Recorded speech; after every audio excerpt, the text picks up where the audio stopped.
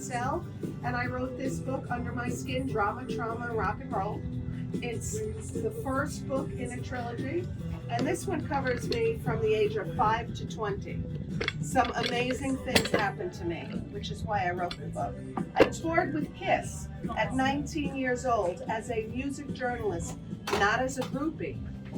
Back in the 70s, imagine, you weren't even born, but in 1977, women, if there were women in the music business, there was like Lynn Goldsmith, famous photographer.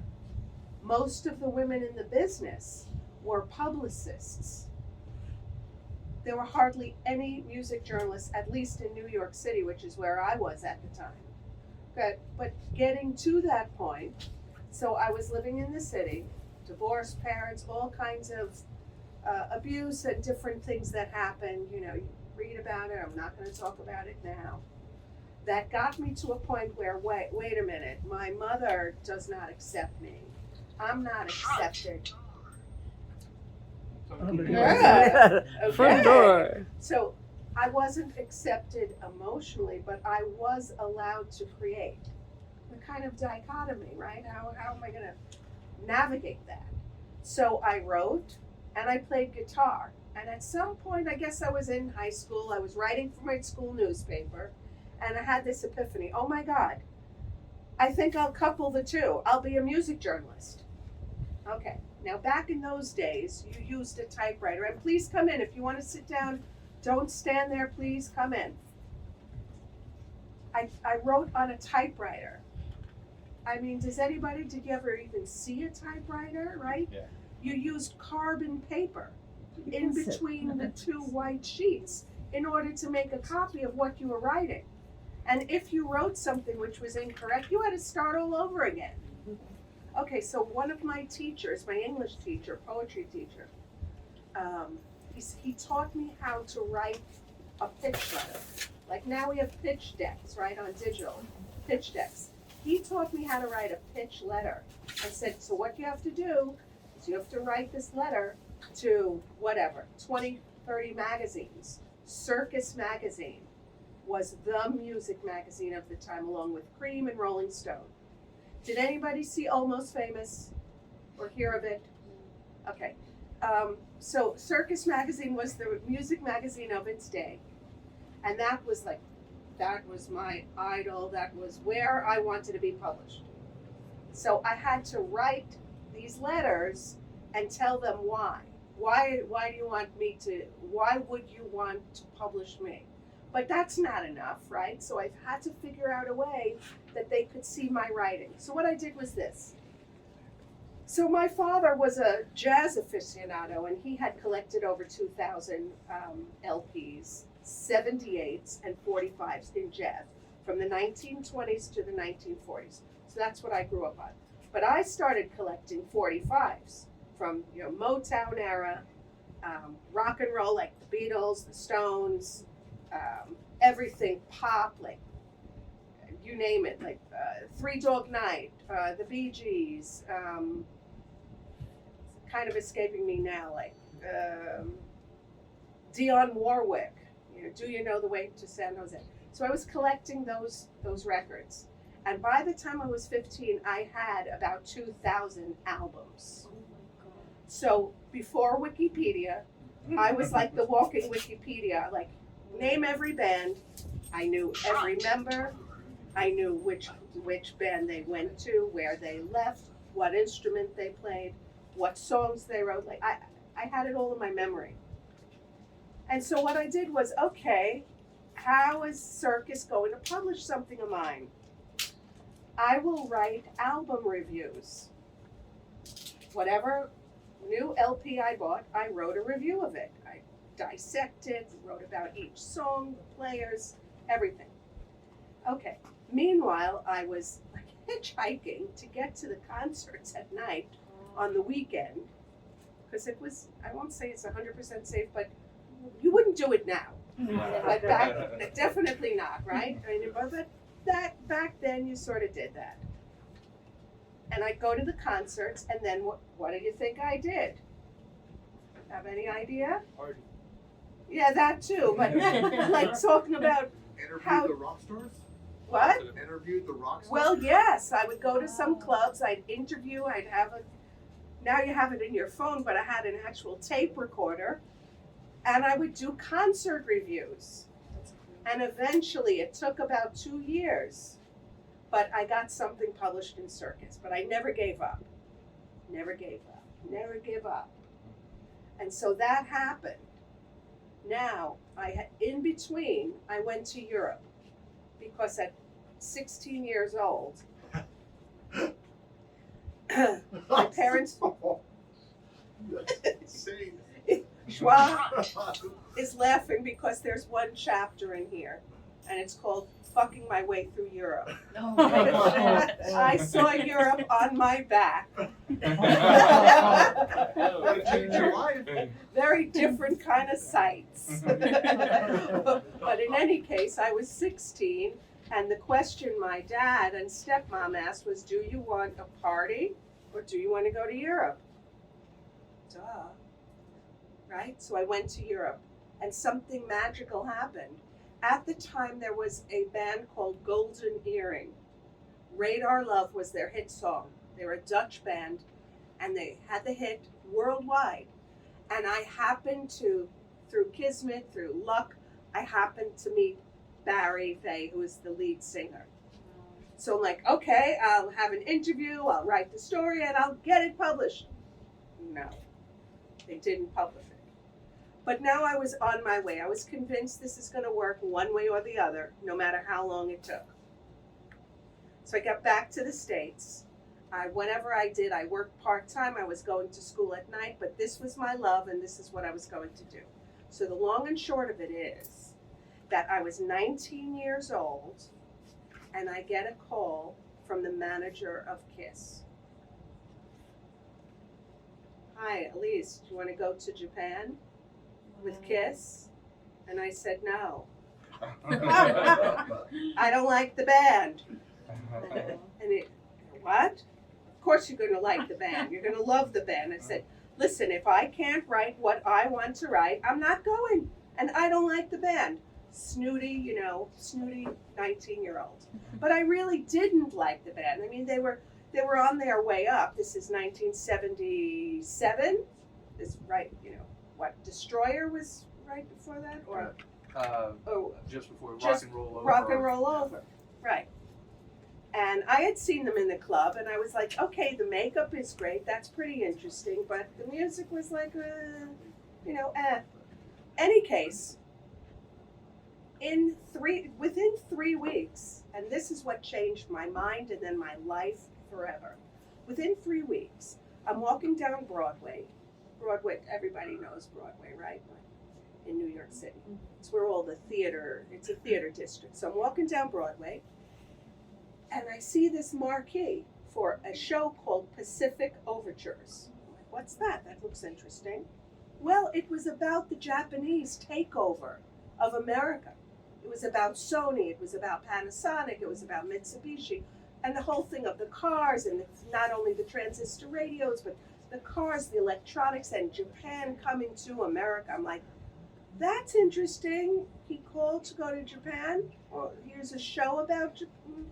Let me go to that show. So I went to that show. Now, meanwhile, a week later, I had an interview set up with Paul Simon. Simon and Garfunkel, Paul Simon, folk band, 60s. Ever hear the song Bridge Over Troubled Water? Doesn't matter. Okay, so I had this interview set up with Paul Simon. And his publicist called and said, you're going to meet him on 56th Street at a Japanese restaurant. Oh, gosh. I had never eaten Japanese food.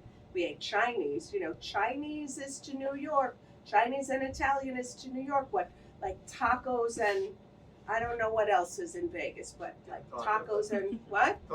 Tacos and tacos, right? Burritos. Okay, burritos. Okay. So I'm going to the Japanese restaurant, meet Paul Simon, fell in love with the food, learned how to use the chopsticks, and then I got a call a week later.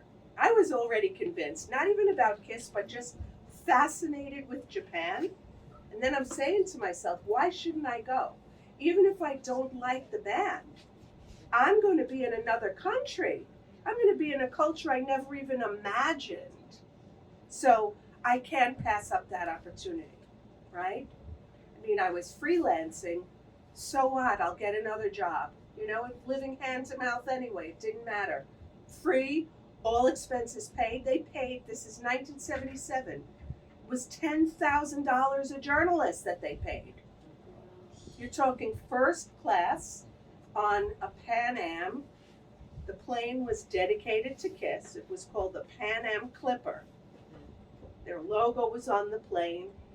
I mean, it was amazing, amazing. So we, 9 other journalists, including a photographer, Bob Gruen, your colleague, where we go on the plane. There's one other woman. She's 40 years old. I'm the other woman. We're like bookends, the youngest and the eldest. Okay? And then a bunch of really, listen, guys in the music business back in the day. If you think Harvey Weinstein is bad, Oh, man. let me tell you, these people were totally obnoxious, okay? And so these other journalists, oh, they gave me a hell of a time.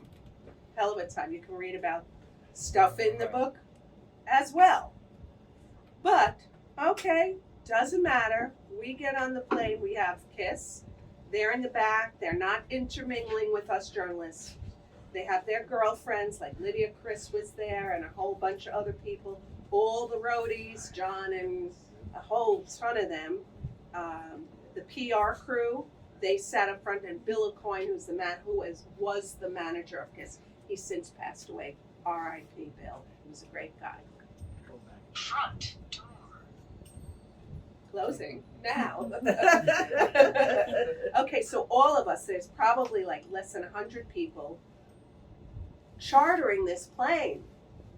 And we're on our way to Tokyo, Japan. 14-hour flight from New York City. Very exciting, right? The whole thing is exciting. You're thrilled.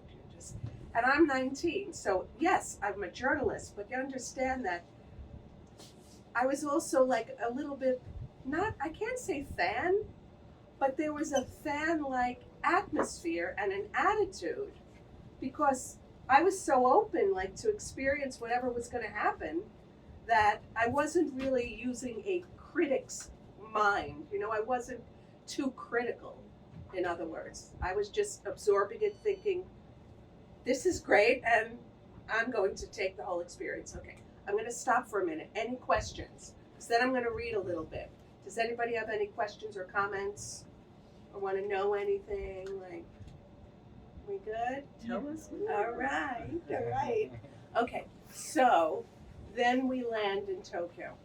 Oh my God. There were Front door. 5,000 screaming girls. And one of the chapters in here is called Bigger Than the Beatles, and it was bigger than the Beatles. You know, the Beatles came to America in 1964. I was at the concert. I was only 8 years old, but my babysitter took me. And that was at Shea Stadium, at a football stadium. Anyway, a baseball stadium. This was so crazy. These girls were dressed in, most of them, in Peter Criss, in the makeup of Peter Criss, of the cat. Because you know the Japanese, it's Chinese too, that cat, it's called the neko. So that cat is a welcoming cat. It's supposed to, it means it brings money. Brings money. Okay, so there's 5,000 girls in there screaming, and they're running after all of us. And then we get into Tokyo. And okay, for the next 17 days, we toured all over Japan. So it was Tokyo, Osaka, Fukuoka, Nagoya, and then back to Tokyo for 3 nights at the main concert hall, the Budokan. It was with the pyrotechnics on the stage, the costumes, the audience was, it kind of freaked us all out. The Japanese were not allowed to stand up and scream. They had to be in their seats, and they could yell and say, "Wah!" and clap like almost very politely, and they had to wait till the last song, till the encore, and then they popped up. Then they were allowed to jump out. No, there were dogs. There were police dogs. There were police there at the concerts with police dogs, and they were not allowed to emote. It was the weirdest thing. Could you imagine this heavy metal, this hard rock? I mean, and it's so explosive, and the stage show is crazy, and something they've never seen before, and you have to sit there and like, it's mind-blowing, mind-boggling. So we experienced that, and then many things happened on the tour with KISS, and then you could say offline. Now, there were 6 other journalists, men or male journalists. 3 of them absolutely despised me and did not want me there at all. And one of them I had a run-in with. It's in the book. I'm not going to tell you what it was, but it was heavy. And then another one, my friend Andrew, he was my buddy, and we went together everywhere. So I'm going to read you from the chapter 10, A Night with the Yakuza. Does everybody know what that is? That's Japanese mafia. I got 2 questions. I can wait till the end. No, go on. Well, my first one is, what were you getting paid as a journalist at that time? From KISS, you mean? Or from? Yeah, whoever was Okay, so KISS did not pay a thing. Yeah. They don't pay. I was getting paid probably like for a whole feature article, like tops $100. Okay. I feel bad now. I make 1977. $250 now. Yeah, now it Inflation would is be not going up. $250. I mean, Yeah. $100. Now, My rent. Go on. Oh, my second question is, you weren't a fan of KISS. Who were you a fan of at that time? Well, I was a glam rock baby. I was Emerson, Lake and Palmer. I was ELP, Nick Lowe, Yeah, but Elvis Costello. Did I say ELO? I meant ELP, Emerson, Lake and Palmer. Electric Light Orchestra. did punk rock involve any of that in your life? Then? Yeah, I mean, there was the Sex Pistols. There was Lena Lovitch. There was The Cure, The Clash. I said Sex Pistols. There was Nick Lowe, Iggy Pop, of course Bowie. You know, I mean, the New York Dolls. I love the Dolls. Thank you. That was that answer. Yeah. Questions? But actually, I mean, I met Deborah Harry at CBGB's because that's where I was hanging out. I was not a fan of Blondie. That was just like, it was so pop. It was just like, yeah, your blonde hair and Marilyn Monroe you want to be in. Like, not really into that. But she was a nice lady. You know. Okay, so now we're talking the chapter 10, A Night with the Yakuza. And I went out with Andrew. He's my cohort journalist. Okay, so generally I disdain tradition and equated it with tyranny. I'd preferably have been labeled a heretic for not following any, since authority, which I respected on the one hand, was also a source of oppression. I didn't want my soul, mind, or body to be smothered by any outside elements. I'd had enough of that growing up. The band traveled by limousine to avoid the hordes of teenage girls who were sure to cause mayhem in every city. The bullet train was an engineering feat unseen anywhere else in the world. It sped along like a rocket ship at no less than 130 miles per hour. Not being mechanically inclined, I couldn't wrap my head around why the train felt like it wasn't moving, nor could I figure out how our to-go sushi lunchboxes didn't fly up in the air on those hairpin curves. After the first night's dress rehearsal, one of many we would be privy to throughout the tour, and sound check, our motley crew met at a robatayaki restaurant. Everyone was there, all the Japanese music industry heavy hitters, and their staff. KISS, of course, their partners, the roadies, crew, and us journalists. Front door. Around the corner from the restaurant, we were dazzled by the stream of neon in every imaginable color. We walked through the nightlife district's bars and Mizu Shobai. That meant water trade, the vulgar term for any precarious form of business yielding an income entirely dependent on the patronage of its customers, such as entertainment provided by geisha, bars, cabarets, and so on. Even the music industry was considered Mizu Shobai in Japan. On each passing block, we were wedged concrete, glass, and wooden houses with 4-story high, individual neon signs, competing for attention from would-be customers. The crowds were impenetrable, human traffic jams obstructing passage in all directions. Impervious to others, we shoved our way through tiny openings. The pachinko parlors' bing, bing, bing sounds were heard in the background. Japanese punk rockers with green and orange tinted mohawks rode Honda motorcycles through the main road, revving their engines. The Mizu Shobai, located at every street level, employed rough men who shouted like circus auctioneers, "Irashai, irashai, koko desu! Welcome, welcome in here!" Stepping into a narrow entrance, I suggested to Andrew, "Why don't we enter this pink building with the gold neon?" Into a tiny lift, capacity 1.5 humans, we both went. "I notice this is not an Otis," I jested. "What do you think B1 stands for?" I pressed it, and without waiting for Andrew's response, said, "This must be a clinic or something medical. Look, B1, B2, B3. It's where you line up for vitamins." Andrew shook his head as we got off the elevator. If he were from New York, he would have said, "Oy vey."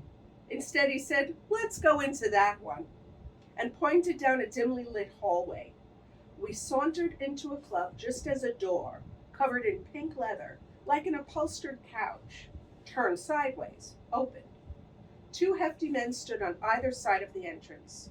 They sniffed invisibly for hidden weapons. One gave Andrew a fiendish look to jolt even the most diabolical club doorman in Brooklyn. "What do you think this is?" Andrew shivered. I could feel his goosebumples. "Leave it to me. I'll find out what's going on in here," I said. I walked right up to the shorter of the two, who was a tad taller than me, and without compunction, requested directions to the cloakroom. He waved to his colleague to take off our jackets. Snapping his fingers suddenly, 4 boys appeared. They couldn't have been older than 21. They greeted me first, then Andrew. Taking me by the arm, they seated us in a booth nearest the dance floor. A globular silver ball, disco ball, glittering through the lights as a live band did cover songs from Sinatra's My Way to the Beatles' And I Love Her, spun around. "This is so kitsch, isn't it?" I rasped above the music, pointing to the interior. Little did we realize the roles were reversed in some Tokyo nightclubs. Before Andrew could answer, 2 boys knelt beneath my feet. One poured me a whiskey, while the other daintily took ice from the bucket, asking in Japanese, "1 ice or more?" I didn't drink whiskey and asked Andrew to change the order. He tried translating that, but to no avail, so he bungled the order for Coke on the rocks. 2 other boys delivered a Coke and rum without ice. "What do you think these boys are doing here?" Andrew asked, but he couldn't hear me over the sound. Leaning toward him as he squirmed between the long-limbed pretty boys who surrounded me, I became suspicious. "I feel uncomfortable. We don't belong here. It looks like a pickup joint for women who choose and then buy young boys." "Look here," he said, pointing to an old lady dancing. "Stay put. Let's see what's going on." "Don't be such a bore," I implored. But I, too, was getting nervous, if truth be told. One boy settled his hand on my stockinged leg while stirring my drink. I tried telling him unsuccessfully that no, I don't want his service. He sat patiently, hand on my leg, awaiting my next instruction, which still was no. But apparently he didn't get it in the Japanese language, or no wasn't permitted in that establishment. I'm afraid we better leave. This is, no pun intended, getting out of hand. See? I pointed at the limp hand clamped like a car lock on my leg.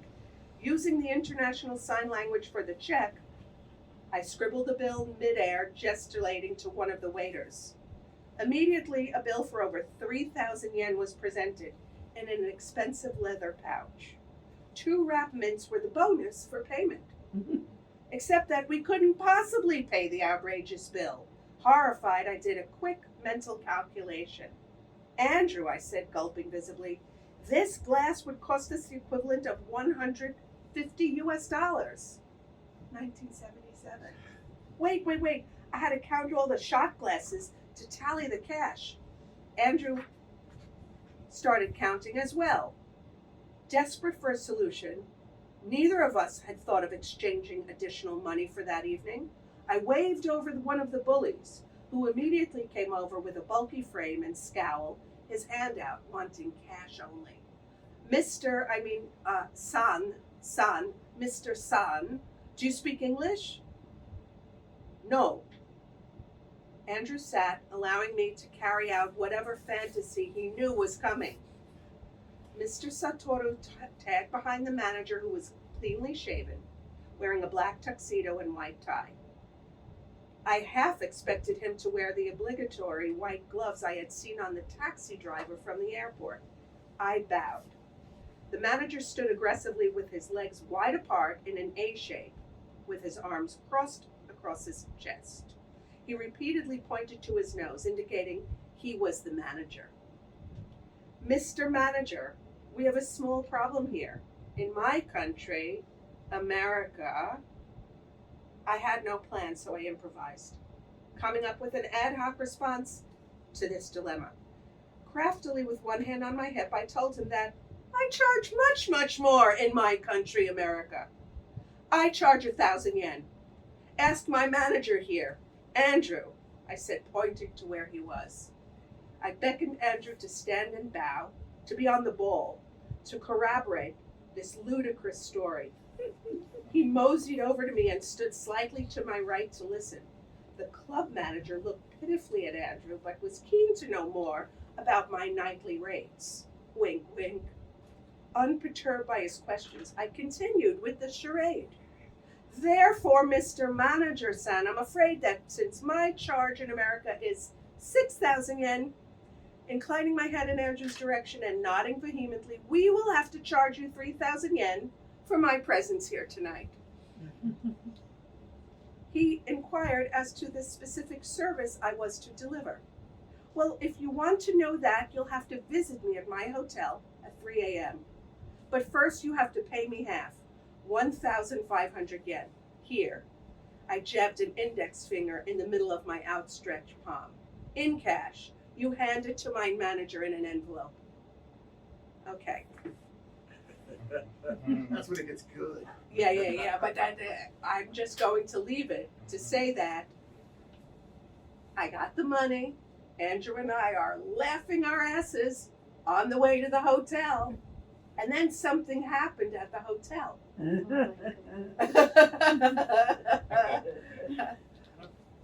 I'm going to leave you with that.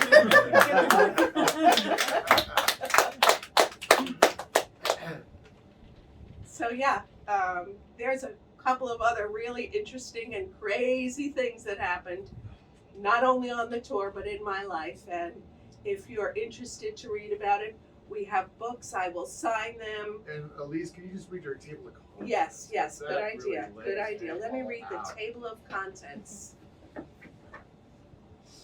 And I will take questions if you're interested. Okay. So chapter 1 is the Gramercy. That's based on the Gramercy Hotel, which was a rock and roll hotel in New York City at the time. And David Bowie named it the Gramercy. Chapter 2, Fear and Helplessness. Chapter 3, A Recipe for Rage. Chapter 4, Lies, Alienation, and Creativity. Chapter 5, My Sexual Revolution. Chapter 6, Fucking My Way Through Europe. Chapter 7, A Nazi Son's Revenge. Chapter 8, I'm Gonna Be a Rock and Roll Journalist. Chapter 9, Kiss Japan Tour 1977. Chapter 10, A Night with the Yakuza. Chapter 11, Trouble in Paradise.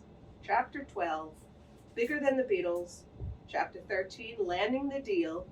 And the epilogue, The Bamboozler. Elise, can you tell us when the book starts, what age you were, and when this chapter of the series ends? When this, So when this one, you've got Yeah. 2 more coming up. right, so. right. Okay, so this book is about my life between the age of 5 and 20. And it ends when I'm 24, when I return to America, because I actually stayed in Japan after the Japan tour. It was 5 years, from 19 to 24. Book 2, which is almost done, is called A Rogue Entrepreneur and How She Did It Around the World. It starts when I'm back in New York and then reverts back to Japan for the 4.5 years that I was living in Japan, up until the age of 44, when I gave birth to my first and only child. 2001, I gave birth to a space oddity. Yes. Yeah. Well, thank you, Elise. Thank you all. Thank